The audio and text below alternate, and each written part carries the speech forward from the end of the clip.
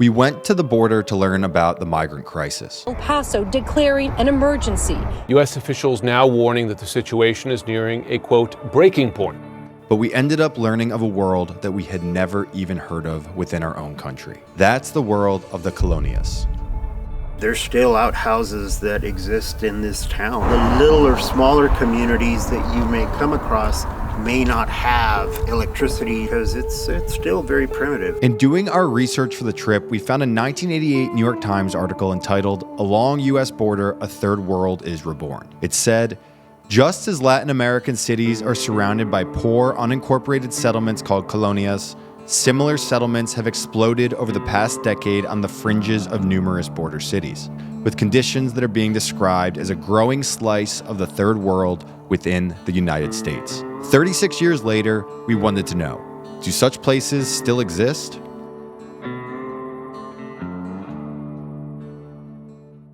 To find out, we went to Sunland Park, New Mexico, right on the border. Here we found working-class neighborhoods caught between rampant illegal immigration. When I was younger, people would cross over and they would just throw duffel bags over that fence, just boom, boom, boom. Somebody would drive up, pick them up, and take off. It's like a business. And a border patrol, they say, doesn't care about their rights. They all go through my yard like if it was their house. Get the fuck out of here. I kicked them out, man. I kick them out. This area may have once been neglected and impoverished, they said, but today it's just a working-class suburb of El Paso. It's, you know what I mean? I have a really beautiful daughter. You guys saw her come in.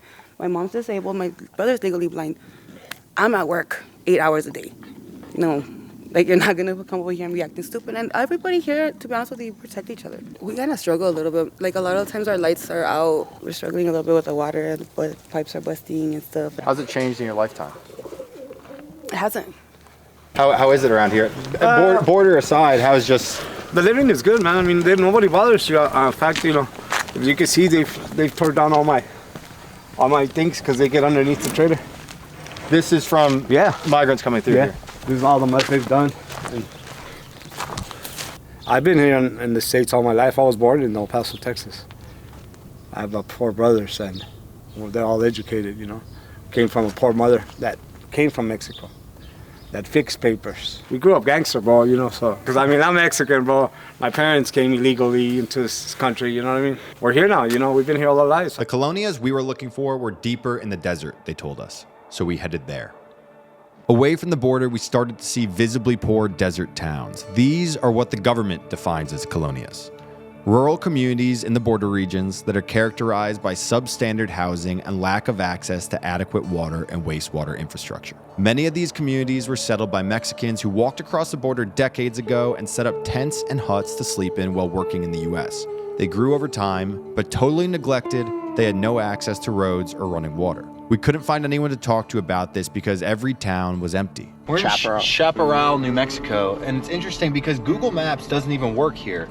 The streets aren't really streets. They're kind of these dirt paths. And you can't tell when you're on a road versus when you're on someone's driveway. So Google Maps is telling us to go in here, but this looks like it's someone's home. But eventually, we spotted a car. We have not been seeing any people in these neighborhoods, but then we saw this ancient truck driving down the road. And we waved him down and said, we're looking to talk to people, and he said, follow me to the cemetery. So that's where we're going right now. Real quick, if you are enjoying this video, please subscribe. We founded Roca in 2020 because we were sick of news companies' bias and fear-mongering and wanted an alternative. 2 million people now read our nonpartisan news daily, and we're expanding to YouTube to document the world without bias or fear. If you support that mission, please subscribe.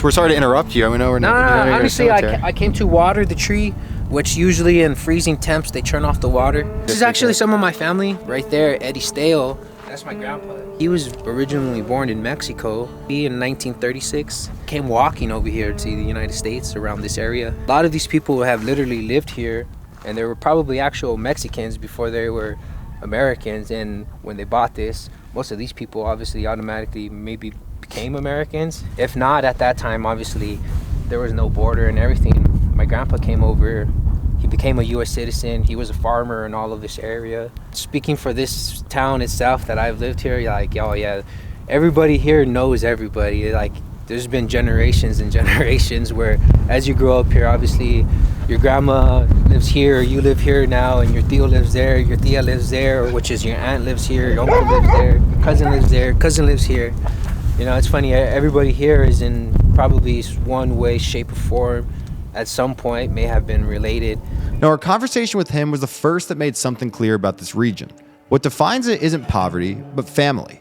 Later, we visit a town where half the residents belong to the same family, but we'll get to that later. Before that, we stopped on a farm where we learned that the traditional agricultural way of life here faces an existential threat. The Colorado River's been drying out for years. You know, everybody sucks the water, and we're in an arid place. Flow of the river is controlled by somebody? Flow of the river is controlled because there's not enough water already. If we have drought years like we do now, it's hard to control how much water you're gonna have, and it just really depends. But, you know, living out in the desert, us being all desert rats, that's what we do. We have to conserve as much water as we can. These small towns, a lot of them are not incorporated. You don't have sewage service. The little or smaller communities that you may come across may not have electricity. They may have electricity to one property. Those people may put another couple of trailers and they share the electricity. Oh. And they're small micro communities up and down this whole valley. So what happens if they don't have sewage? Then they have outhouses. There's still outhouses that exist in this town because it's still very primitive. You go on to, you know, places like this or even up into the reservation and you drop back 50 years very quickly. One point they and others made was that the region is equal parts Mexican and American. Everyone's roots span the border, which wasn't enforced until a few decades ago. Yet people told us they view themselves as proud Hispanic Americans pursuing the American dream. My grandmother took care of me when I was little, and I didn't speak Spanish and she didn't speak English. So I learned all the curse words first. Wow. I mean, my grandparents, they came over illegally. I like it out here. I've been with Frito-Lay almost 30 years, 29 years. I'll have 30 in February. Congrats. Get a party for that or anything? I just paid my house off yesterday. There you go. I went to the bank and I asked the lady, how much do I owe, man, on my house? She said, you owe $1,800. I called my wife. She said, pay it off. Get that. So Let's go. The teller she got emotional. So did I. I left there like in shock, like all numb, because all these years I've been paying my mortgage. It's tough being a border city too, you know. People coming over and like you'll see a lot of workers out here and they'll work for half of what I make. Yeah, so it's tough. The last place we visited was a small desert town that made clear that what defines the area isn't poverty, but family, tradition, and culture. Even though it's imperfect, we build it. My dad built his house. We actually built it. No builders, just ourselves. You built these houses? Yeah, we built ours. Like all those are family. It's Amazing. Mostly a family town. Yeah. It's mostly our family that lives in this town, though, to be honest. We look out for each other. Like my cousin has cameras facing this way. So you're saying this is a colonia? Yeah, it's a town, but yeah, in Mexico they're known as Colonias, but here it's like a little town. We actually barely got lights. I think somebody went and put up lights because we don't have lights during the night. But you guys had to do that yourself? Yeah, the government's not coming through and doing that? Maybe 20 years ago we got city water. Families like these have created a distinct Hispanic American culture. So the best part about being Hispanic is when you have nothing to play with, you always find something to play with. There's a game called Chinchilagua. Oh, no! She's gonna turn this way, she's the wall. And then you have a bunch of guys or women line up like this. The opponent says this, Chinchilagua, arriba voy, si se cae mi burro, no pierdo yo. And the first guy or female needs to jump on everybody's back, one shot only, as hard as you can and go boom. And then you have what they call La Quemada. Oh, I love that game. It's so fun. Get a rubber ball and you try to roll it from a distance to try to make it on your opponents. Get a regular water bottle, cut it and cut it off. Okay, you see those things on the tree? On the tree. And we get a balloon. A balloon. And you put it like where like the parts to drink out of is at. You put it there, and then you get those and just boom, boom. We call it Call of Duty. Just go at it. Being out here, as you can see, there's not a lot to do. So you have to keep yourself entertained, man. And one thing that I encourage my kids to do all the time is come outside, learn something different. You know what I mean? Because nowadays, all you do is just get in your damn PS5 or whatnot and just be playing, man. And I don't think you really learn anything about life like that, you know? You don't know what struggles are, I should say. You think you have it all, but you don't. When you actually become older, it gets harder, man. In each of these towns, people spoke of migration and the border, which was only a few miles away. Yet they made clear that it was less the negatives of the border that defined life in the area than the positives. Pride in one's heritage, mixed cultures, and unique traditions.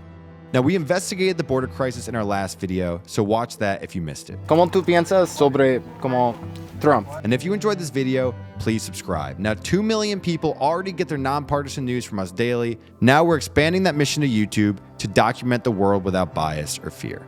Next up, we went to meet New Mexico's disappearing Cowboys, and that's a video you won't want to miss. Thank you for watching.